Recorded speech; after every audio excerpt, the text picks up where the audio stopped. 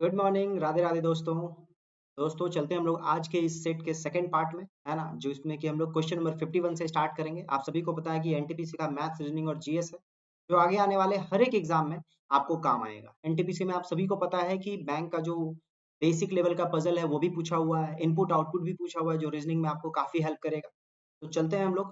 पहले क्वेश्चन में क्या कह रहा है कि एक पुस्तक में, इस पुस्तक की जगह यहाँ एक होगा, पुस्तक में 250 पृष्ठ है।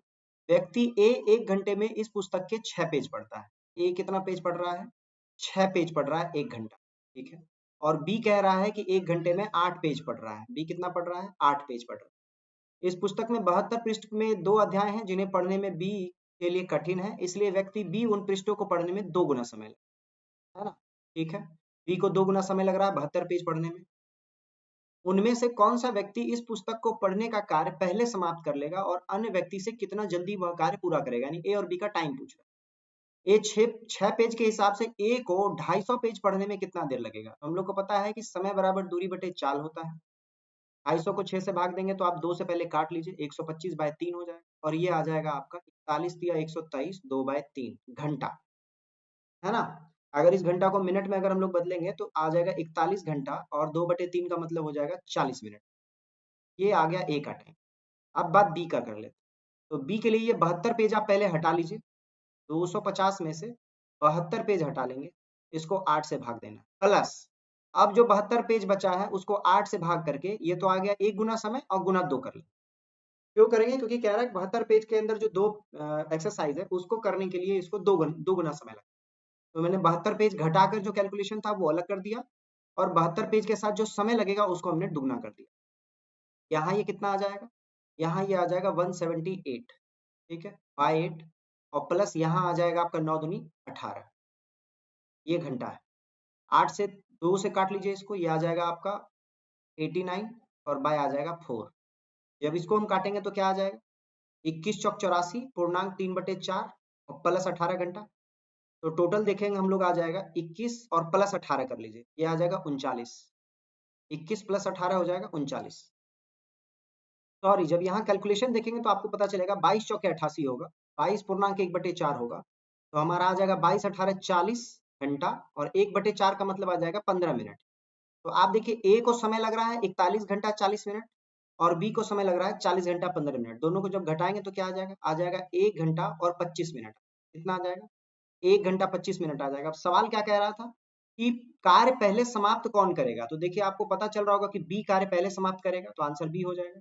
और कितनी देर पहले करेगा ये भी पूछ रहा है, तो 1 घंटा 25 मिनट। ऑप्शन नंबर सेकंड इसका आंसर। इस क्वेश्चन को आराम से पॉज करके वन बाय वन एक एक लाइन पढ़िए और आराम से बनाइए। आंसर है option number second. Next question क्या है? टोनी 6.5 लाख रुपए की कुल राशि में 2 कारें ए और बी खरीदता है। ठीक है।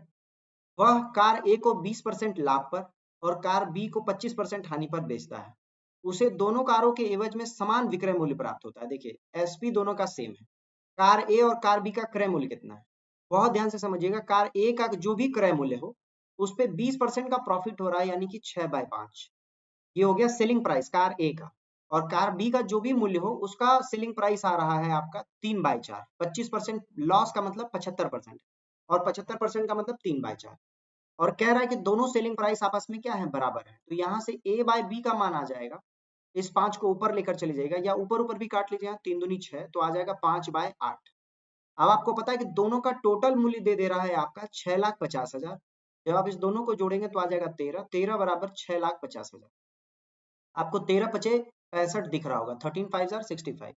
यानी ऊपर में अगर 5 गुना 5 कर लेंगे तो आ जाएगा 25, यानी 2.5 लाख।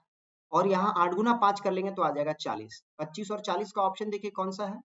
25 और 40 का ऑप्शन नंबर थर्ड आपको नजर आ रहा है। ए का जो कॉस्ट प्राइस है वो 2.5 लाख है, और बी का जो कॉस्ट प्राइस है वो है आपका 4 लाख। ठीक है।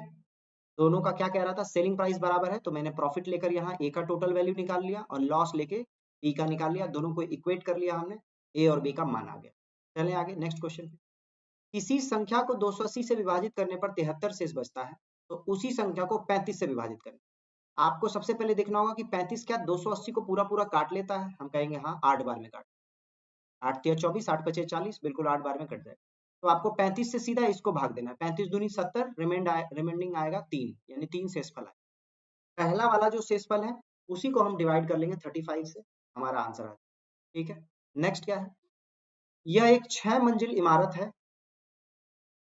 फिगर लगता है क्वेश्चन में दिया नहीं, लेकिन हम लोग ड्रॉ कर लेंगे। कह रहा है यह एक 6 मंजिल इमारत है जिसकी प्रत्येक मंजिल पे 6 मंजिल बना लेते हैं, 1 2 3 4 5 और 6, बहुत आराम से पढ़ेंगे। जिसके प्रत्येक मंजिल पे 20 कमरे हैं। ठीक है, सब पे 20-20 कमरा है, ये भी कह रहा है। फिर क्या कह रहा है, उस इमारत में कुछ विषाक्त सामग्री छुपाई गई है, कुछ जहरीला चीज छुपा हुआ है। ठीक है, अधिकारियों के 3 समूह ने एक साथ मिलकर तलाशी अभियान शुरू किया है। एबीसी ऐसे 3 समूह कर लेंगे माइंड में। अभियान शुरू किया है। पहले समूह ने पहली और दूसरी मंजिल पर तलाशी शुरू, पहला समूह ए को मान लिया। ठीक है, दूसरे समूह ने तीसरी और चौथे मंजिल को, बिल्कुल बी, और तीसरे समूह ने पांचवी और छठी मंजिल को, ये रहा तीसरा। यदि किसी भी नजदीक मंजिल पर पहुंचने के लिए 1 मिनट का समय और प्रत्येक कमरे की तलाशी लेने में 1 मिनट का समय लगता हो, तो इन्हें तलाशी अभियान पूरा करने के लिए कितना समय लगेगा? बहुत अच्छा क्वेश्चन है, आप समझ लीजिए। ए को मान के चलते हैं कि हम लोग ग्राउंड फ्लोर पे हैं, ए को चढ़ने में कह रहा है, एक मंजिल चढ़ने में 1 मिनट लग रहा है, 1 मिनट फॉर एक मंजिल। ठीक है, और 1 मिनट फॉर एक रूम, एक रूम। तो आपको टोटल टाइम अलग अलग नहीं पूछ रहा कि मैक्सिमम कितने टाइम में जो है वो बिल्डिंग हमारा बिल्कुल क्लीन हो जाएगा, है ना, पूरी तलाशी हो जाएगी। सिंपल समझिए कि सबसे ज्यादा समय लगेगा सी को, तो हमको ए और बी काउंट ही नहीं करना है। सबसे ज्यादा समय इसलिए लगेगा सी को क्योंकि सी को टॉप फ्लोर पे जाना। तो ऐसे समझिए कि सी को छठे फ्लोर पे जाने में टोटल 6 मिनट लग जाएगा। कितना मिनट लग जाएगा? 6 मिनट लग जाएगा। ठीक है, और सी वाली टीम को टोटल 20 और 20 40 कमरे खंगालना है। टोटल कितना कमरा है? 40 कमरा है। और कितने फ्लोर तक जाना है? 6 फ्लोर तक जाना। तो 6 फ्लोर, तो 6 फ्लोर का 6 मिनट और 40 कमरे का 40 मिनट, टोटल 46 मिनट में पूरा हो जाएगा। हालांकि ए और बी 46 मिनट से पहले ही पूरा कर लेंगे। ठीक है, क्योंकि ए और बी जल्दी चढ़ जाएंगे। तो ऑप्शन में देखिए हमारे पास 46 मिनट है, बिल्कुल है। देखिए ऑप्शन नंबर 4 नंबर में आपको दिख रहा होगा, ऑप्शन नंबर 4 46 मिनट, यही इसका आंसर है। क्वेश्चन क्या कहा गया, तो इन्हें तलाशी अभियान पूरा करने के लिए कितना समय लगेगा? टोटल 46 मिनट में टोटल का टोटल 6 फ्लोर 20 कमरा जो है इसका वेरीफाई हो जाए। ठीक है, आई होप तो आप इस क्वेश्चन को समझ पाए हो बहुत अच्छे से। पॉज कीजिए और बनाइए और कमेंट बॉक्स में बताइए अगर बिल्कुल भी समझ में नहीं आया या कोई और आंसर आपका आ रहा है तो। चलते हैं आगे नेक्स्ट क्वेश्चन में। नेक्स्ट क्वेश्चन क्या कह रहा है, राम के पास उसके पेन ड्राइव में एक फिल्म है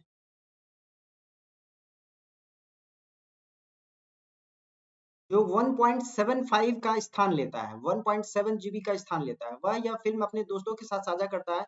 फिल्म ट्रांसफर होने की गति 2 MB पर सेकंड है। इस फाइल को ट्रांसफर होने में कितना समय लगेगा? और 1 जीबी का मान 1000 MB कह रहा है, हालांकि 1024 MB होता, लेकिन आसान कर दिया। 1.75 जीबी बराबर हम लोग कह सकते हैं 1750 MB। 1000 से मल्टीप्लाई कर लेंगे इसको। फिर कह रहा है 2 MB पर सेकंड लग रहा है, तो 2 से डिवाइड कर लीजिए। समय बराबर दूरी बटे चाल, सिंपल सा कॉन्सेप्ट है। ये आ जाएगा आपका 875 सेकंड आ जाएगा। और क्योंकि हम लोग को इसको मिनट में बदलना है तो 60 से भी डिवाइड कर लेंगे। 14 छके 84, तो 14 मिनट और 35 सेकंड इसका आंसर हो जाएगा, है ना। आप इसको डिवाइड कर लीजिएगा, 14 मिनट 35 सेकंड, ऑप्शन नंबर 3 इसका आंसर। ठीक है, सिंपल सा कुछ कैलकुलेशन है, आपको 1000 से मल्टीप्लाई करना है और वैल्यू को डिवाइड कर देना है। नेक्स्ट क्वेश्चन क्या है आपका, भारत में हरित क्रांति को सफलतापूर्वक निष्पादन करने का श्रेय किसको जाता है? एम एस स्वामीनाथन को जाता है, option number 1, M S Swaminathan को भारत में हरित क्रांति सफलतापूर्वक निष्पादित करने का श्रेय जाता है। चलते हैं अगले प्रश्न में। क्या कह रहा है कि 4 संख्या समूह दिए गए जिनमें से बिल्कुल असंगत को खोजना है। तो आपको जब भी इस तरह का अलग अलग नंबर दिखे तो पहले डिविजिबिलिटी चेक कर लीजिए। ठीक है, 3 से चेक कर लेंगे। 9 3 12 4 16 2 18, 3 से कट रहा है। 6 3 9 2 11 1 12, ये भी कट रहा है। 3 3 6 कट रहा है, और ये 6 3 9 3 12 2 14, ये नहीं कट। तो आपको असंगत बोल रहा है, तो बाकी 3 जो है वो 3 से डिवाइड हो रहा है, जबकि 4 नंबर जो है वो 3 से डिवाइड नहीं हो रहा है। चलते हैं हम लोग अगले क्वेश्चन में। अगला क्वेश्चन क्या कह रहा है, अगला क्वेश्चन देखिए, बहुत जबरदस्त सा क्वेश्चन है, एकदम बैंकिंग प्रणाली पे आधारित। आई होप सो कि आप क्वेश्चन को पढ़ पा रहे हैं। क्वेश्चन क्या कह रहा है कि XYZ जिले में 50,000 मतदाता है, तो 50K हो गया मतदाता XYZ जिले में। फिर कह रहा है कि उसमें से 20% शहरी मतदाता है। अगर 20% निकाले 50,000 का तो हो जाएगा 10,000, यानी 40,000 जो है वो ग्रामीण है, रूरल है, ये अर्बन। फिर कह रहा है किसी चुनाव के लिए 25% ग्रामीण मतदाता शहर चले गए, यानी जब चुनाव का समय आया तो 25% लोग इधर से ट्रांसफर लिए इधर, तो इसका 25% का मतलब 1/4, यानी कि 10,000 इधर आ गए होंगे, यानी कि टोटल हो गया होगा 20 के शहर में और 30 के हो गया होगा गांव में, ठीक है, ग्रामीण में। फिर क्या कह रहा है, ग्रामीण और शहरी दोनों प्रकार के मतदाताओं में से 60% ईमानदार है, 60% क्या है, ईमानदार है, ऑनेस्ट है, ठीक है, और 70% मेहनती है, लेबोरियस जिसको कहते हैं, इंडस्ट्रियस भी कह सकते हैं आप, और 35% दोनों है। 35% क्या कह रहा है कि ईमानदार भी हैं और होने के साथ साथ मेहनती भी है। कह रहा है कि दो उम्मीदवारों ए और बी ने चुनाव लड़ा, उम्मीदवार बी को पूरा शहरी वोट मिला, तो बी को टोटल मिल रहा है, ठीक है, शहर का, जबकि उम्मीदवार ए को ग्रामीण मतदाता मिले, ग्रामीण मिले, रूरल कह लेते हैं इसको, ठीक है।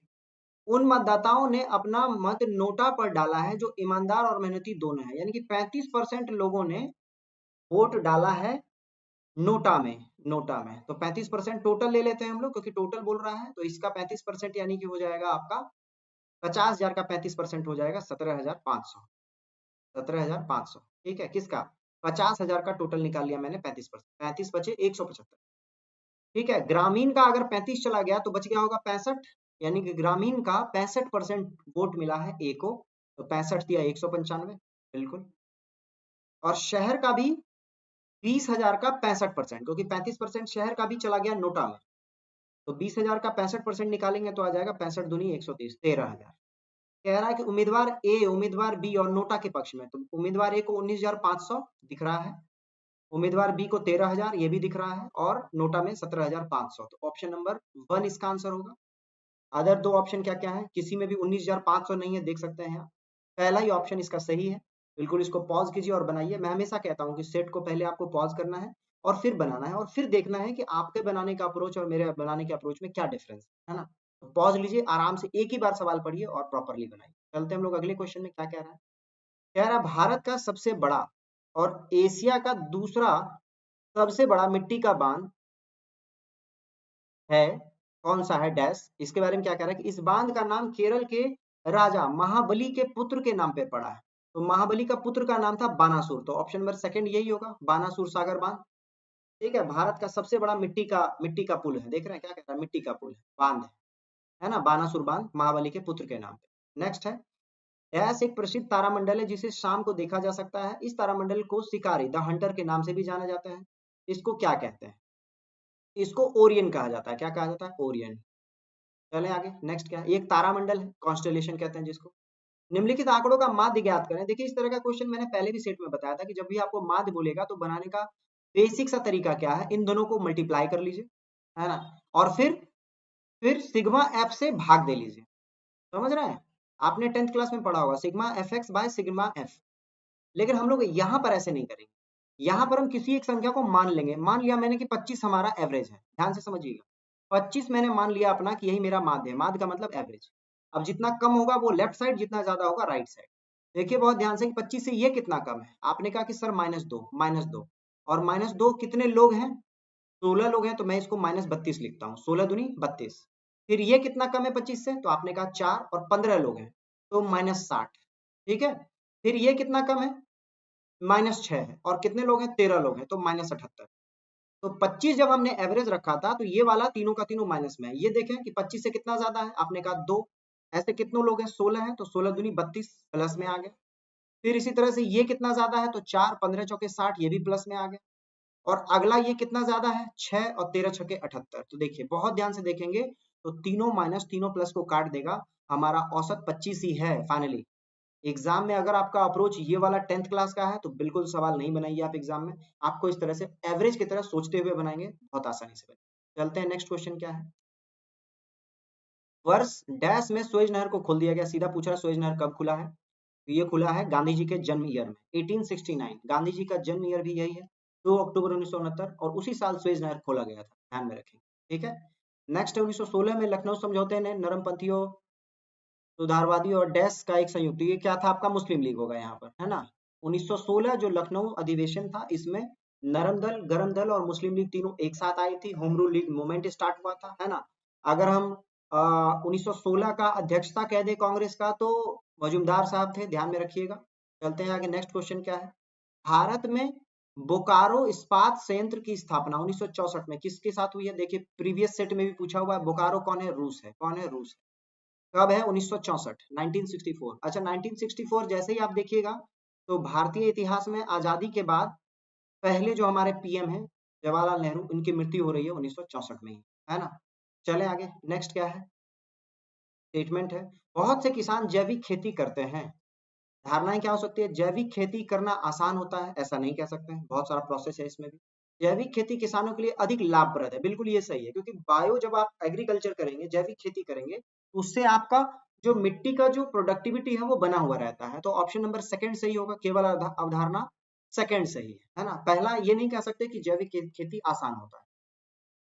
निम्नलिखित में से किस देश की थल सीमा भारत के साथ नहीं जुड़ी हुई है? तो आप मैप देखेंगे तो आपको श्रीलंका नजर आ जाएगा, क्योंकि श्रीलंका के साथ बॉर्डर हमारा लैंड टच नहीं करता है ना। नेपाल, पाकिस्तान और भूटान के साथ करता है। नेक्स्ट क्या है?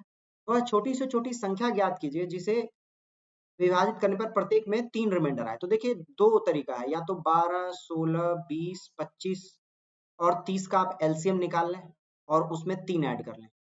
दूसरा ये तरीका था कि मेरे दिमाग में चल रहा है कि यहाँ 25 है और इन सब में कहीं ना कहीं 4 है, तो 100 तो होगा। कोई भी डेटा जो 100 का मल्टीपल हो, 100 का मल्टीपल हो x और प्लस 3 होना चाहिए उसमें। मेरी बात समझ रहे हैं? तो आप देखेंगे कि यहाँ एक डेटा आपको 1203 भी मिलेगा, एक आपका 1303 भी मिलेगा। नजर आ रहा है? 1203 भी 100 का डेटा है और 1303 भी 100 का डेटा है।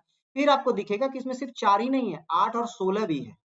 25 गुना 16 करेंगे तो 400 आएगा, यानी कि जो भी डेटा होगा वो 400 का मल्टीपल होगा। 25 गुना 16, अच्छा 25 गुना 16 क्यों कर रहे हैं? क्योंकि ये दोनों को प्राइम नंबर है, सह अभाज्य संख्या है, इसके बीच में कुछ भी कॉमन नहीं है।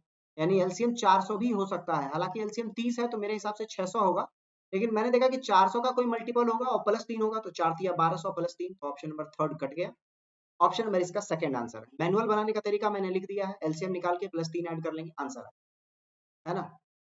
नेक्स्ट चले हम लोग, क्या कह रहा है? किसी धनात्मक संख्या में से 3 घटाने पर वह अपने व्युत्क्रम के 28 गुने के बराबर हो जाता है। कह रहा है कि कोई धनात्मक संख्या x है, कह रहा है कि इसमें से 3 घटाने पर वह अपने व्युत्क्रम के 28 गुने के बराबर, यानी 28/3 के बराबर हो संख्या कह रहा है। कह रहा है कि वह संख्या याद करें। कुछ नहीं करना है, क्रॉस कर लीजिए, आ गया x स्क्वायर माइनस 3x बराबर ऐसे 28, तो x स्क्वायर माइनस 3x और माइनस 28 बराबर क्या? अब देखिए आपको पता होगा 7 चौके 28 है ना, 7 होगा माइनस 4 का और प्लस होगा 4 वाला, यानी x का वैल्यू आ जाएगा 7, सीधा सीधा। समझ में आया? प्रोसेस से भी बनाए तो हमारा आंसर आ गया ऑप्शन नंबर 4 7। नेक्स्ट क्वेश्चन क्या है? टोक्यो 2021 ओलंपिक मशाल रिले की जापानी शाखा का शुभारंभ मार्च 2021 में जापान का, देखिए करंट का क्वेश्चन, इसको आप छोड़ सकते हैं, टोक्यो ओलंपिक की बात हो रही है। नेक्स्ट है, क्या कह रहा है? गुजरात पर अपनी जीत का जश्न मनाने के लिए अकबर ने फतेहपुर सिकरी में भारत के सबसे ऊंचे प्रवेश द्वार गेट ऑफ मैग्निफिसेंट, है ना, का निर्माण कराया था। इस गेटवे का दूसरा नाम क्या है? इस गेटवे का दूसरा नाम है बुलंद दरवाजा। क्या है? बुलंद दरवाजा, जिसे अकबर ने फतेहपुर सिकरी में जो है बनवाया है ना, गुजरात विषय के उपलक्ष्य में, बुलंद दरवाजा। चलें आगे, नेक्स्ट क्वेश्चन क्या है? महाराष्ट्र और गुजरात राज्यों का गठन डैश में हुआ, ये कब हुआ? तो ऑप्शन देखेंगे, ऑप्शन नंबर 4, गुजरात और महाराष्ट्र राज्यों का गठन 1960 में हुआ है, बेसिस ऑफ लैंग्वेज, भाषा के आधार पे। चलते हैं हम लोग अगले क्वेश्चन में, क्या कह रहा है, बहुत ध्यान से देखिए। क्वेश्चन नंबर 72 देखने के साथ आपको परेशान नहीं होना बिल्कुल भी। आपको इस क्वेश्चन में दिख रहा होगा कि ये x square plus y square है माइनस 4 है। इस क्वेश्चन को आगे बढ़ने से पहले एक छोटा सा ट्रिक आपको जानना जरूरी है। क्या है वो? वो है कि a प्लस बी का होल स्क्वायर और प्लस a माइनस बी का होल स्क्वायर अगर हो तो हम लोग इसको लिख सकते हैं 2 इंटू ए स्क्वायर प्लस बी स्क्वायर, ठीक है। और अगर a प्लस बी का होल स्क्वायर माइनस अगर दिया हो a माइनस बी का होल स्क्वायर, तो इसको हम लोग लिख सकते हैं 4ab। ये दो फॉर्मूला आपको बिल्कुल कंठस्थ याद होना चाहिए।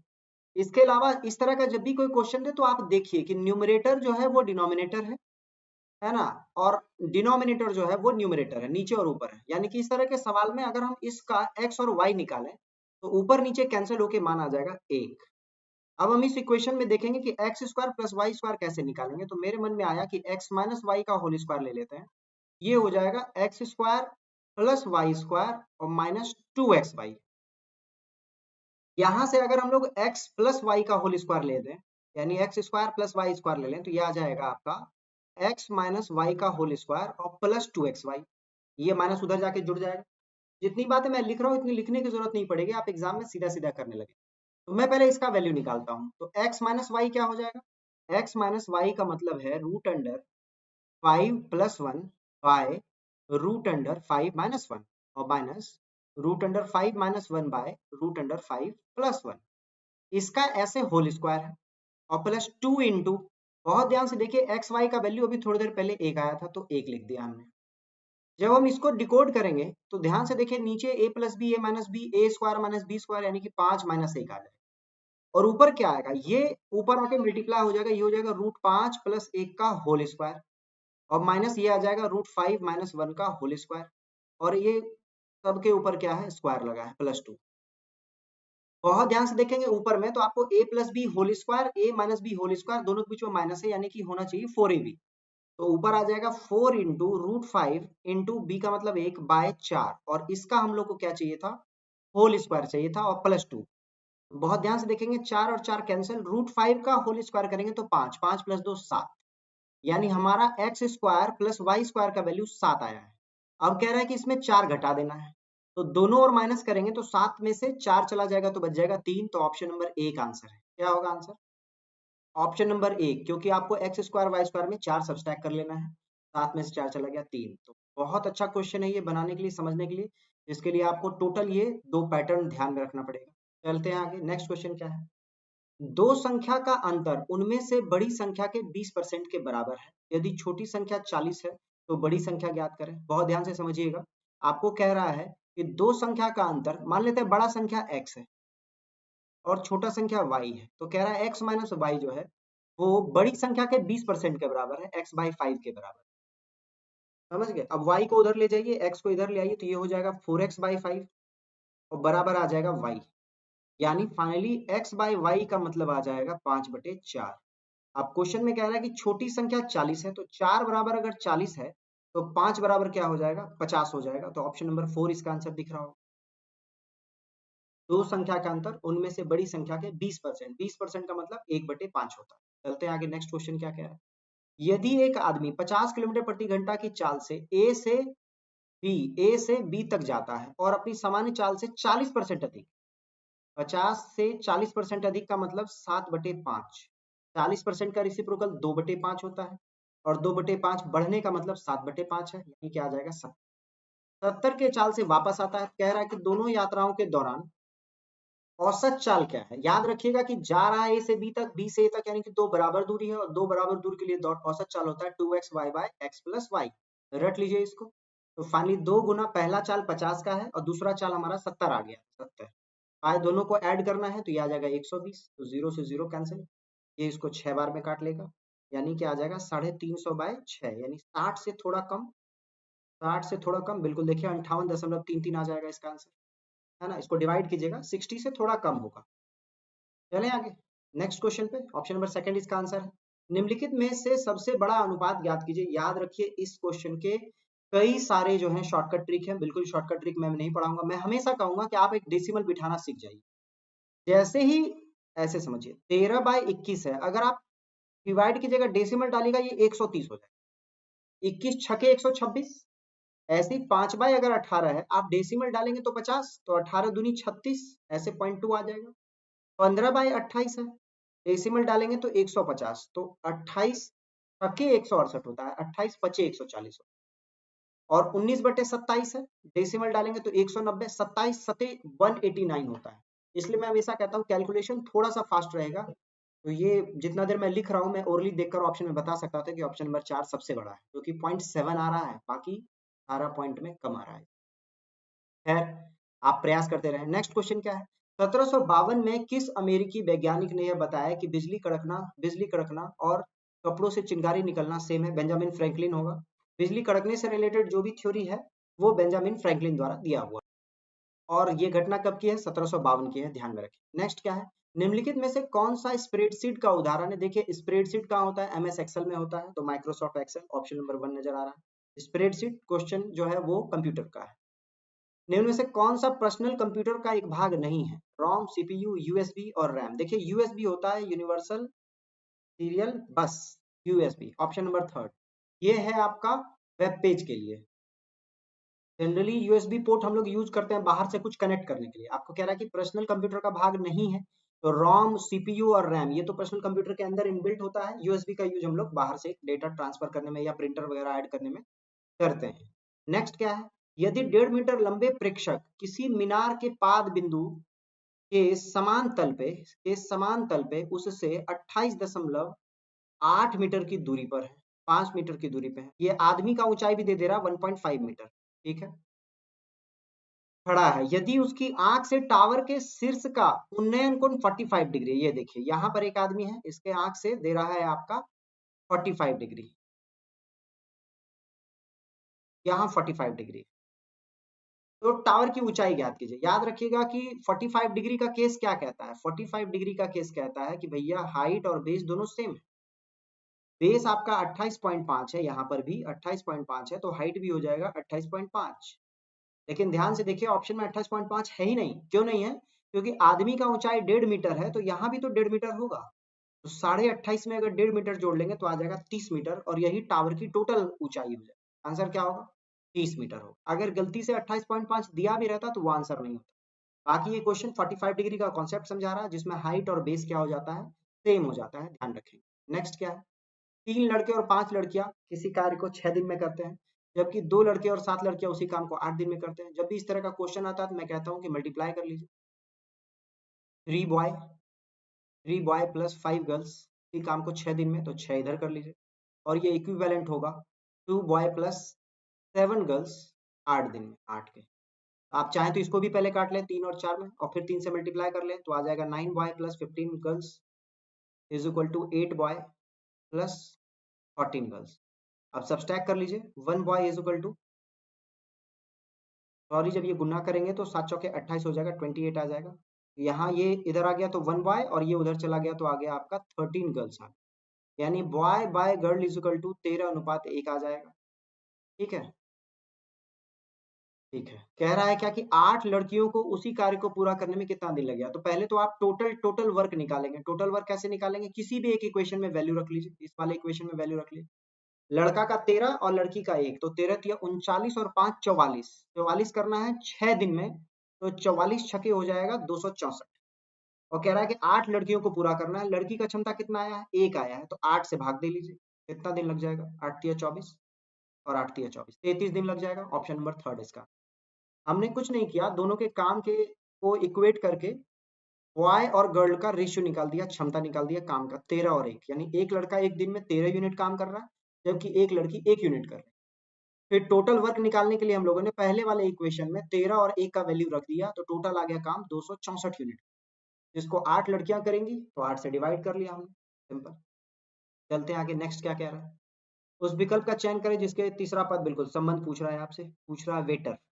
डब्ल्यू का वैल्यू हो जाएगा आपका 23, ए का 1, आई का 9, टी का 20, ई का 5 और आर का 18। तो बहुत ध्यान से ये जो आपने नंबर लिखा और इसमें कोई रिलेशन नजर आ रहा है? तो हम लोग को दिखेगा कि 23 एक 24 हो रहा है, बहुत ध्यान से देखिए। 20 9 29 हो रहा है, और 18 5 23 हो रहा है। देखा आपको?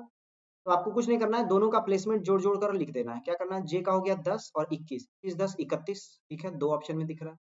एम का हो गया 13 और पी का हो गया 16, 13 और 16 19, देखिए option number, sorry 29, option number 1 में ही इसका आंसर।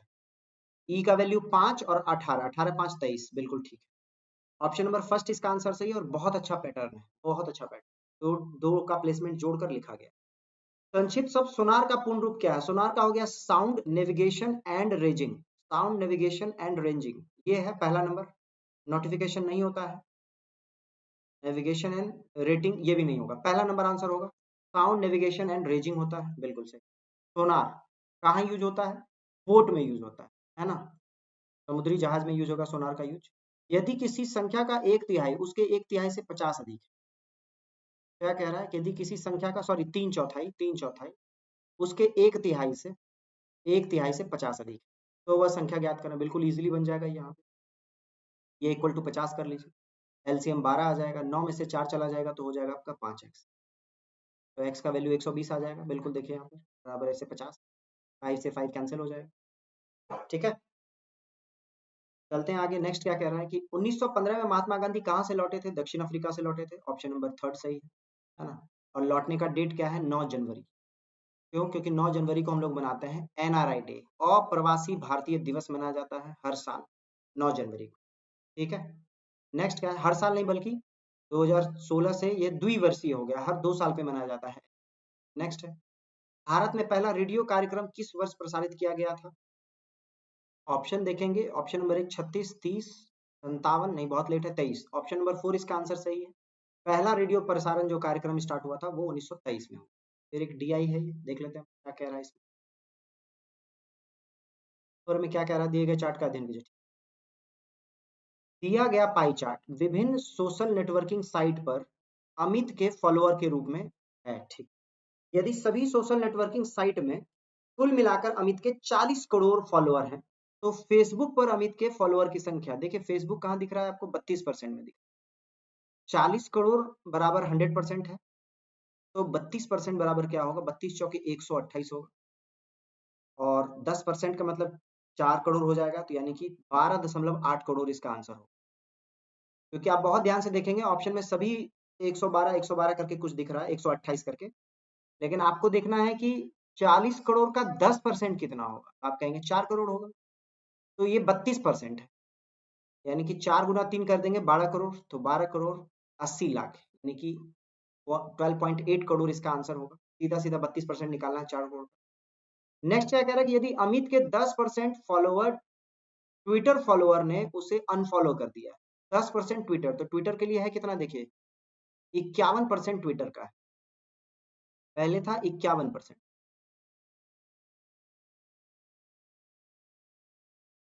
51% जो है वो ट्विटर का था पहले, इसका 10% यानी कि 5.1 छोड़ देगा इसको, ये हो जाएगा आपका 45.9% हो जाएगा, छोड़ दिया है। तो उसके ट्विटर फॉलोअर की संख्या और अन्य सोशल नेटवर्किंग साइट के फॉलोअर की संख्या का अंतर क्या? तो 45.9 तो ट्विटर का है, और 51 था, और रिमेनिंग कितना होगा? 49 होगा, यानी 49। यानी आपको इन दोनों का डिफरेंस पूछ रहा है, इन दोनों का डिफरेंस अगर निकालेंगे तो आ जाएगा 3.1, और 3.1 को 40 करोड़ है ना, इससे मल्टीप्लाई कर लेंगे तो 31 चौके 124, यानी ऑप्शन नंबर 3 आंसर देखिए। बहुत आराम से पॉज करके बनाइएगा। कह रहा है कि ट्विटर का 51% था, जिसका 10% अनफॉलो कर दिया। अगर 51% ट्विटर का है तो रिमेनिंग कितना होगा? 49 होगा।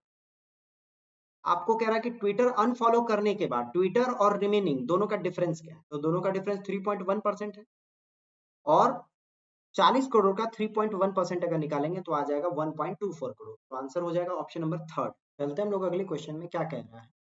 बहुत अच्छा, एक वापस से पाई चार्ट आपको दिख रहा है, पॉलिटिकल पार्टीज और नंबर ऑफ वोट्स का है। इसी पाई चार्ट को मैंने आपको आपके राइट साइड में दिया है। क्या कह रहा है? निम्नलिखित में से कौन दो समूह मिलाकर जीतने वाले पार्टी को हराने में सक्षम नहीं होंगे? बहुत ध्यान से देखिए, यानी कि किस दो को जोड़कर जो जीत रहा है उससे कम है, सीधा सीधा हारने में सक्षम नहीं होंगे, हराने में। तो 54 सबसे ज्यादा है, तो आई होप सो ये आपको जीत रहा है। तो पूछ रहा है कि पार्टी एफ और बी, पार्टी एफ और बी का मतलब 37 अगर ऐड कर लें तो ये आ जाएगा आपका 76 के आसपास। तो 76% ज्यादा, 76 वोट ज्यादा हो जाएगा आपके पार्टी डी से, है ना। पार्टी सी और अन्य, सी का मतलब 29 और अन्य का मतलब हो गया अदर्स का 21, ये दोनों को जोड़ेंगे तो क्या हो जाएगा? 50। तो आपसे सवाल पूछ रहा है कि पार्टी को हराने में सक्षम नहीं होंगे, तो ऑप्शन नंबर 2 नजर आ रहा है। बाकी पार्टी एफ और अन्य कर दें तो, एफ और अदर्स में कर दें तो हो जाएगा आपका 39 और 21 60 हो जाएगा, जो 54 से ज्यादा है। फिर पार्टी बी और अन्य भी कर दें तो 37 और 21 कर दें तो भी 58। देखिए बहुत ध्यान से, क्वेश्चन में आपको यही कह रहा है। क्वेश्चन में कह रहा है कि जो जीत रहा है, कौन जीत रहा है? 54 जो वोट्स लाया है वो जीत रहा है, उससे कम होना चाहिए किस दो को मिलाकर, तो ऑप्शन नंबर सेकंड आपको दिख रहा है। नेक्स्ट कह रहा है कि यदि नोटा और अन्य पर डाले गए मतों को पार्टी बी और सी के बीच बांट दिया जाए, बराबर बांट दिया जाए, नोटा और अन्य, नोटा और अन्य दोनों मिलाकर हो कितना जा रहा है? 38। 38 को दोनों में बांट दीजिए 19 19, किस में बोल रहा है बांटने के लिए? 38 को बी और सी में बराबर बांट देने के लिए कह रहा है, तो बी हो गया आपका 19, इसमें जोड़ लेंगे तो आ जाएगा आपका 56, और सी में अगर 19 जोड़ लेंगे तो 9 6 15 45 आ जाएगा। बिल्कुल कह रहा है तो कौन सी पार्टी चुनाव जीती होगी, तो ऑब्वियसली देखिए पार्टी डी को 54 मिल रहा है और पार्टी बी को 56 मिल रहा है, तो पार्टी बी जीतेगी। और जीत का अंतर कितना होगा, तो बी को मिल रहा है 56 और डी को मिल रहा है 54, तो 2 होगा, है ना। तो पार्टी कौन जीतने वाला पार्टी बी है, और जीत का अंतर कितना है, 2 वोट है, तो ऑप्शन नंबर थर्ड इसका सही हो। ठीक है, क्या बोल रहा था आपको, नोटा और अदर्स को आधा आधा बराबर बांट दीजिए बी और सी में। चलते हैं आगे, नेक्स्ट क्वेश्चन क्या कह रहा है, पैटर्न बोल रहा है, पैटर्न हम लोग फटाफट लिख लेंगे, थोड़ा सा क्वेश्चन बड़ा कर लेते हैं। कह रहा है कि डी यानी 4 5 3 1 और 2, और अगला हो जा रहा है आपका जी का यानी 7 10 है और ब्लैंक। फिर अगला हो जा रहा है के का मतलब हो गया आपका 11, एन हो गया 14 10 और 10 और ब्लैंक। फिर हो गया पी ओ पी का मतलब हो गया 16 17 15 13 और डैश। बहुत ध्यान से देखेंगे, 4 3 7, 3 बढ़ रहा है, फिर 4 बढ़ रहा है, फिर 5 बढ़ रहा है, 3 4 5, यहाँ प्लस में 3 4 5, 3 4 5, और ये हो रहा है 5 4 3। अच्छा, 5 4 3, 3 4 5 और 5 4 3, और क्या हो सकता है, फिर 3 4 5 है, बिल्कुल 3 4 5 और 5 4 और 3, बिल्कुल सही सेट कर रहा है ये इस तरह का पैटर्न चल। तो 5 4 3 के बाद फिर 3 4 5 होगा, 3 जुड़ेगा तो हो जाएगा आपका 5 9 3 4 और 5 यानी 14, 14 के यानी एन, एन लास्ट में किसका है आपका 4 नंबर में है। बहुत अच्छा पैटर्न है, बिल्कुल स्टार मार्क कर लीजिए, इस तरह का पैटर्न आपको एनटीपीसी में मिल रहा है। ये पैटर्न आपको इतना वेरिएशन के साथ एनटीपीसी में दिया है कि अगर आप इतना रिवाइज कर लेते हैं तो आपको कभी दिक्कत नहीं होगा रीजनिंग के इस तरह के। पहला 3 4 5 बढ़ रहा है, फिर 5 4 3, फिर 3 4 5 5 4 3, अगला जो होगा वो 3 4 5 बढ़ेगा, उस हिसाब से ऑप्शन नंबर 4 सही है। नेक्स्ट क्या कह रहा है आपका, सी आई एल, टी का वैल्यू हो गया कितना, टी का हो गया 3 3, आई का हो गया 9 और एल का हो गया 12। फिर क्यू का ओपी क्यू 17 4, टी यू का मतलब हो गया आपका 21, और क्या है आपका पी यानी कि 16, एफ 6 और वी का मतलब 22, ए का 11, एन का 14, और अगला आपसे पूछ। तो आप देखेंगे कि पैटर्न लिखने के बाद क्लियर होता है, 9 3 12 है, 14 17 और 4 21 है, 16 6 22 है, तो 11 और 14 क्या होगा, 25 होगा, और 25 का वैल्यू होता है वाई, ऑप्शन नंबर 1 सही। ठीक है, बहुत ध्यान से देखेंगे आपको सब कुछ क्लियर हो जाएगा, दोनों का एडिशन लास्ट में दिया हो, तो नंबर इसलिए हम लोग लिखते हैं, नंबर लिखने के बाद क्लियर हो जाता है। नेक्स्ट क्वेश्चन क्या कह रहा है आपका, नेक्स्ट क्वेश्चन वापस से है, एक रीजनिंग है, और रीजनिंग क्या कह रहा है, रीजनिंग कह रहा है कि यदि किसी कूट भाषा में इसको लिखा गया है ये, तो उसी भाषा में इसको क्या लिखा जाएगा। बहुत ध्यान से देखिए, आपका है 2 2 4 2 6 2 8, तो 2 4 6 और 8 बिल्कुल दिख रहा है, फिर 2 2 4 2 6 2 8, ठीक है। ए का वैल्यू हो गया आपका 10 और आर का वैल्यू हो गया 18, डी का वैल्यू हो गया 4 और 18 का वैल्यू हो गया, आर का वैल्यू हो गया 18। इसको पूरे को लिख लेते हैं हम लोग एक पैटर्न बना के, ताकि एकदम क्लियर विजिबल हो जाए। क्वेश्चन क्या कह रहा है आपका, 10 18 4 18 3 5 और 4, सॉरी 2 और 4, 2 और 4, 2 और 4। देखिए पहला आपको 14 दिख रहा है, और 14 कैसे होगा, तो देखिए 10 और 4 14, बिल्कुल ऐसे पैटर्न बन रहा है, दोनों को ऐड किया हमने। फिर 16 हो रहा है, तो देखिए 18 में से 2 घटा लेंगे तो 16 हो जाएगा। 20 देखिए 4 5 20 गुना हो रहा है, और 6 आएगा जब इन तीनों को भाग दे देंगे। बहुत अच्छा क्वेश्चन, यानी आपको लास्ट वाले से पेयर बनाते हुए जाना, पहले एडिशन फिर सब्सट्रैक्शन फिर इनटू और फिर डिवीजन। ठीक है, यहाँ दिख रहा है आपको डिवीजन, ऐसे ही लिख लेते हैं पहले हम लोग। ओ का हो गया 15, जेड का 26, टी का 3, टी का 20, ई का 5, टी का 3, एच का 8 और डी का 4। अब देखिए पहले इन दोनों को ऐड करना है, तो 15 4 19, फिर इन दोनों को सब्सट्रैक्ट करना है, 18 8 26, तो 18 होगा, 2 दिख रहा है। फिर इन दोनों को हमने क्या किया था, मल्टीप्लाई किया था, तो 3 3 9, 9 यहाँ दिख रहा है, ऑप्शन नंबर सेकंड। और फिर इसको डिवाइड करेंगे तो 4 आ जाएगा। ऑप्शन नंबर सेकंड सही। बहुत अच्छा पैटर्न है। स्टार्टिंग में मैं आपको समझा रहा हूँ इसलिए इतना लिख रहा हूँ, है ना। एग्जाम में भी आपको ऐसे ही लिखना पड़ेगा, फाइनली थोड़ा सा टाइम देना होगा, लेकिन बन जाएगा इसलिए बिल्कुल छोड़ना नहीं है क्वेश्चन को, एक भी क्वेश्चन। नेक्स्ट क्या कह रहा है कि यदि इतना बराबर 22 हो जाए और इतना बराबर 29 है तो इसका वैल्यू क्या होगा। तो मैंने देखा कि यहाँ 7 है, तो मेरे हिसाब से अगर कहीं इसको मैं 15 बना लूं तो 15 और 7 22 हो जाएगा। यानी कि ऐसे भी कर सकते हैं कि 9 गुना 5 और भागा 3 और प्लस 7। तो देखिए 9 पचे 45 भागा 3 कर लेंगे तो ये बटे में आ जाएगा, 15 प्लस 7 22 हो जाएगा। इसी तरह से ये 29 दिख रहा है और 15 है, यानी इसको अगर 14 बना लें तो 14 बनेगा बिल्कुल। देखिए 9 और गुना आ जाएगा आपका 7 और भागा आ जाएगा 2, है ना, और प्लस में 15, ये आ जाएगा क्या, 29 आ जाएगा। इसी तरह से फिर से लास्ट वाले में 9 रहने दीजिए, 14 गुना 5 भागा ऐसे 35, है ना, और प्लस 9 क्या आ जाएगा, 35 नीचे अगर आ जाएगा 35 तो 5 सते 35, 7 दूनी 14, 2 आ जाएगा। 2 प्लस 9 क्या होगा, 11 होगा, बिल्कुल सही। यानी आपको कुछ सिंबल चेंज करना था, है ना। सिंबल कैसे करना था कि पहला वाला में इंटू आ गया, दूसरे वाले में डिवीजन है, तीसरे वाले में प्लस, इसी को इंप्रूव करना था। यहाँ पर इस क्वेश्चन में इस जगह पर क्या है, इस जगह पे आपको डिवीजन का साइन, बस डिवीजन प्लस और इंटू को एडजस्ट करना था। नेक्स्ट क्वेश्चन क्या है, रोहन सुमित का भाई है। रोहन सुमित का भाई, सुमित का भाई, ठीक है। सुमित सुजाता से शादी करना चाहता है। सुमित की शादी किससे होनी चाहिए, सुजाता से। सुजाता हरिचंद्र की बेटी है। सुजाता किसकी बेटी है, हरिचंद्र बेटी है, फीमेल है तो हम लोग को नाम से दिख रहा है। रोहन सुनीता को तलाक देना चाहता है। रोहन की शादी किससे हुई थी, सुनीता से हुई थी, ध्यान में रखिएगा, और इसको तलाक देना चाहता है, यानी किससे शादी है, तलाक हुआ है। सुजाता और सुनीता बहनें हैं, ये दोनों आपस में क्या है, आपस में बहन है, तो ऑब्वियसली हरिश्चंद्र रोहन के भी ससुर हो जाएंगे। तो हरिश्चंद्र का रोहन से क्या संबंध है, तो रोहन से संबंध ये है कि ये भी ससुर जी होंगे, क्योंकि ये दोनों अगर आपस में बहन है तो हरिश्चंद्र के पिता होंगे, सुनीता के पिता होंगे, तो ससुर हो जाएगा। ऑप्शन नंबर 1 इसका आंसर है, ससुर।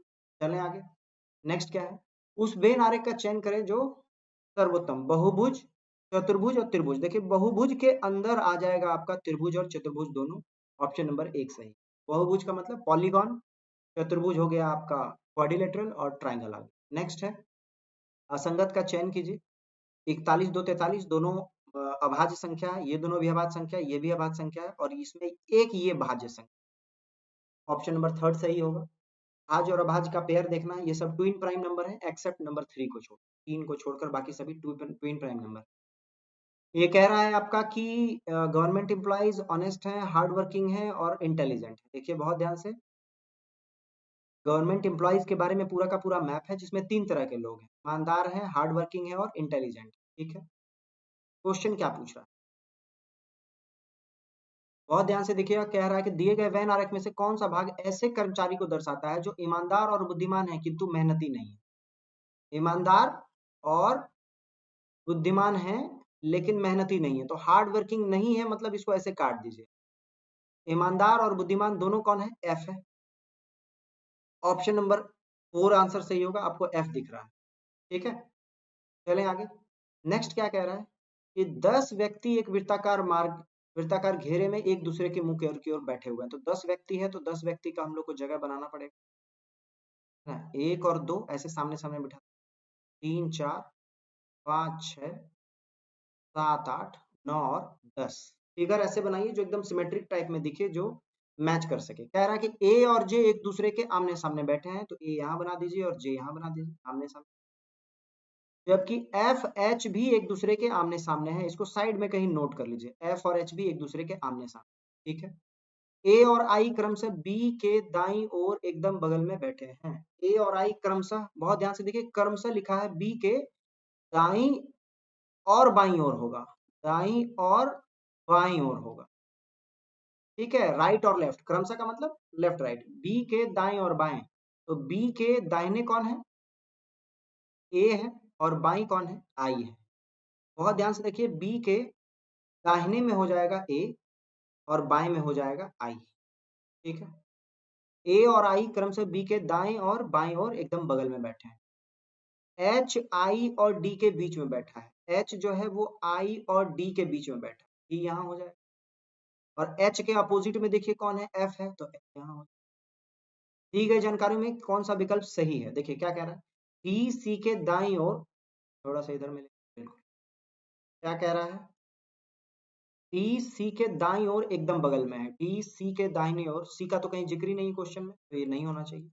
आई एच और बी के बीच में बैठा है, आई एच और बी के बीच में बैठा है, बिल्कुल ये सही है, आई एच और बी के बीच में बैठा है, ठीक है। सेकंड है, थर्ड भी चेक कर लेते हैं, जी डी के बगल में बैठा है, जी का कोई जिक्र नहीं है, तो ये भी गलत हो गया। जे ए और एफ के बीच में बैठा है, ए और एफ बिल्कुल नहीं। ऑप्शन नंबर सेकंड आपको दिख रहा होगा बन रहा है। बिल्कुल आराम से धीरे धीरे एक एक सेंटेंस पढ़ेंगे और क्वेश्चंस को बनाएंगे, कहीं कोई दिक्कत नहीं होगा क्वेश्चन, ठीक है। चलें आगे। नेक्स्ट क्वेश्चन नंबर क्या कह रहा है, गद्य साहित्य और पद्य के बीच आपसे रिलेशन पूछ रहा है, तो याद रखिएगा साहित्य सबसे बड़ा हो जाएगा आपका, और इसी के अंदर गद्य और पद्य दोनों आते हैं, तो ऑप्शन नंबर थर्ड सही होगा, ठीक है। वैनारिक आपसे पूछ रहा है। और ये हमारे आज के सेट का लास्ट क्वेश्चन है, कह रहा है किसी तर्क के अनुसार 2 को हमने 49 का, 2 को हमने 49 का, 8 को हम क्या कह रहे हैं, 255 कह रहे हैं, 200 सॉरी 225, ठीक है। फिर आपसे कह रहा है कि इसी के हिसाब से 12 को क्या कहेंगे। तो इस क्वेश्चन को अगर ऑप्शन से देखेंगे तो जो भी डेटा है वो स्क्वायर हो रहा है ना, यहाँ 7 का स्क्वायर है, यहाँ 25 का स्क्वायर, 15 का स्क्वायर, तो 12 वाला का जो भी आंसर है वो स्क्वायर नंबर होगा, और ये तीनों में से कोई भी स्क्वायर नंबर नहीं है, ऑप्शन नंबर 1 सही, ठीक है। 400 ये क्या है, एक स्क्वायर नंबर है, और ये दोनों भी एक स्क्वायर नंबर था, तो ऑप्शन नंबर 1 इसका आंसर हो जाएगा। तो आई होप सो आपको सेट में मजा आ रहा हो, यहाँ तक आप काफी कुछ सीख पा रहे हो। यहाँ तक आप सभी का आने का बहुत बहुत धन्यवाद। All of you, thank you.